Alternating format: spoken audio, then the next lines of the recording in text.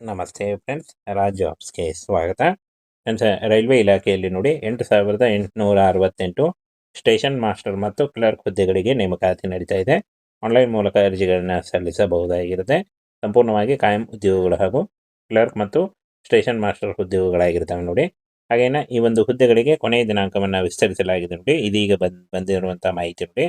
4/12/2025 4 December 2025 ಈ ಒಂದು ಹುದ್ದೆಗಳಿಗೆ ಅರ್ಜಿ ಸಲ್ಲಿಸಲಿಕ್ಕೆ ಕೊನೆಯ ದಿನಾಂಕ ಆಗಿರುತ್ತೆ ನೋಡಿ. ಇದುವರೆಗೂ ಯಾರು ನೀವು ಅರ್ಜಿಗಳನ್ನು ಸಲ್ಲಿಸಿಲ್ಲ, ಈ ಕೂಡಲೇ ನೋಡಿ 4/12/2025 ಒಳಗಾಗಿ ನೀವು ಅರ್ಜಿಗಳನ್ನು ಸಲ್ಲಿಸಿ ನೋಡಿ. ರೈಲ್ವೆ ನೇಮಕಾತಿ ಮಂಡಳಿ 8,868 ಹುದ್ದೆಗಳಾಗಿರ್ತವೆ.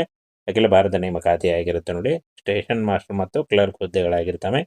ಸಂಬಳ 19,000ದಿಂದ 3,54,000ವರೆಗೂ ಪರ್ ಮಂತ್ ಸ್ಯಾಲ್ರಿ ಆಗಿರುತ್ತೆ ನೋಡಿ. ಹಾಗೇನೆ ಪೋಸ್ಟ್ ಹೆಸರು ಮತ್ತು ಅರ್ಹತೆ ನೋಡಿ. ಮುಖ್ಯ ವಾಣಿಜ್ಯ ಮತ್ತು ಟಿಕೆಟ್ ಮೇಲ್ವಿಚಾರಕರು, ಸ್ಟೇಷನ್ ಮಾಸ್ಟರ್, ಸರಕು ರೈಲು ವ್ಯವಸ್ಥಾಪಕ, ಜೂನಿಯರ್ ಅಕೌಂಟೆಂಟ್, ಅಸಿಸ್ಟೆಂಟ್ ಟೈಪಿಸ್ಟ್, ಹಿರಿಯ ಗುಮಾಸ್ತ ಮತ್ತು ಬೆರಳಚ್ಚುಗಾರ, ಸಂಚಾರ ಸಹಾಯಕ, ವಾಣಿಜ್ಯ ಮತ್ತು ಟಿಕೆಟ್ ಗುಮಾಸ್ತ ಈ ಎಲ್ಲ ಹುದ್ದೆಗಳಿಗೂ ಕೂಡ ಪದವಿ ಕೇಳಿದ್ದಾರೆ ನೋಡಿ. ಎನಿ ಡಿಗ್ರಿ ಮಾಡ್ಕೊಂಡಿದ್ರು ನೀವು ಅರ್ಜಿಗಳನ್ನು ಸಲ್ಲಿಸಬಹುದು.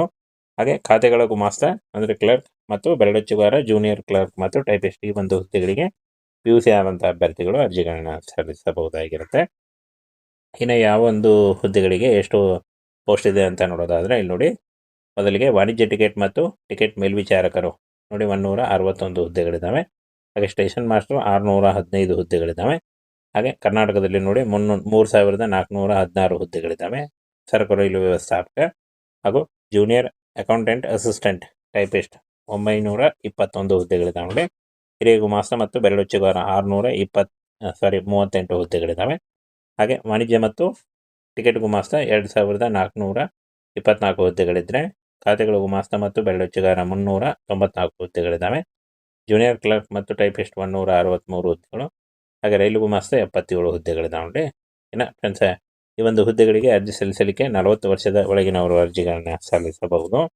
OBC NCL ಅಭ್ಯರ್ಥಿಗಳಿಗೆ 3 ವರ್ಷ, SC/ST ಅಭ್ಯರ್ಥಿಗಳಿಗೆ 5 ವರ್ಷ, PWD ಅಭ್ಯರ್ಥಿಗಳು ಮತ್ತು UR EWS ಅಭ್ಯರ್ಥಿಗಳಿಗೆ 10 ವರ್ಷಗಳ ಸಲ್ಲಿಕೆ ಕೂಡ ಇರುತ್ತೆ ನೋಡಿ. ಆದಷ್ಟು ನಿಮ್ಮ ವಯಸ್ಸಿನ ಲೆಕ್ಕಾಚಾರ ಮಾಡಿಕೊಂಡು ನೀವು ಅರ್ಜಿಗಳನ್ನು ಸಲ್ಲಿಸಬಹುದು. SC/ST, ಮಹಿಳೆ, ಟ್ರಾನ್ಸ್ಜೆಂಡರ್, ಮಾಜಿ ಸೈನಿಕ, ಅಲ್ಪಸಂಖ್ಯಾತ ಸಮುದಾಯಗಳು, EBC, PWBD ಈ ಒಂದು ಎಲ್ಲ ಅಭ್ಯರ್ಥಿಗಳಿಗೆ 250 ರೂಪಾಯಿ ಇದ್ದರೆ, ಇತರೆ ಎಲ್ಲ ಅಭ್ಯರ್ಥಿಗಳಿಗೆ 500 ರೂಪಾಯಿ ಇರುತ್ತೆ. ಪಾವತಿ ಮಾಡುವ ವಿಧಾನ ಆನ್ಲೈನ್ ಮೂಲಕ ಇರುತ್ತೆ ನೋಡಿ.